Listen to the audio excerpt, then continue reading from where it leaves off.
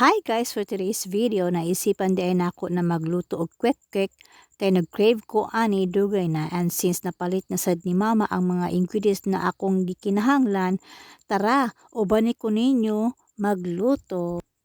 Let's go! By the way, na prepared na din ako og luto ang siskabok ng mga itlog ani guys. Pero bago di ay nato siya butangan og butter, panitan usa nato ang itlog, and make sure sad na limpyo atong mga kamot og nahugasan bago magluto og pagkaon, na para iwas bacteria or germs. Then isunod na nato pagbuhat ang butter guys. So na ako'y 1 cup of all-purpose flour. Then gisunod nato og butang ang food coloring.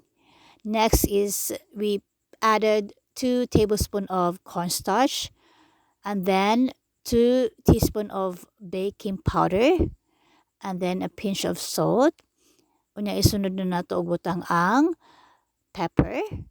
Actually bana-bana lang ni tanan guys ang akong pag-measure ani. Wala jud ko'y exact na measuring ani no. So atong isunod og butang ang tubig. So ginahinay lang nato og mix ang tubig no sa ato ang dry ingredients kay para dali lang siya i-mix para dili mag buhol-buhol. And then here it is guys, nahuman na gid siya og mix no mo ni ang consistency na ato ang kailangan. And then gibutang na nako ang itlog unya. This time nakalimot day ko og butang og cornstarch ani guys no para mupilit pag-ayo ang ato ang butter. So nagtinanga jud ko ani nga time, and then ato lang pun-an og butter ang itlog no, or cover nato og butter ang itlog tanan para nice ang outcome sa ato ang pagluto sa kwek-kwek.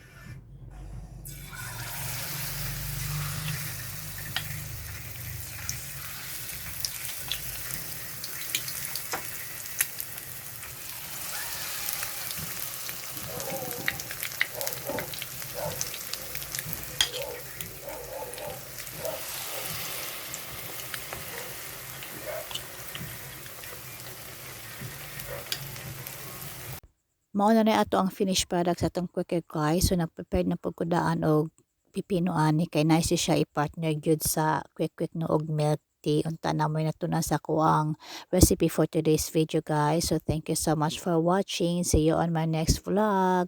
Bye!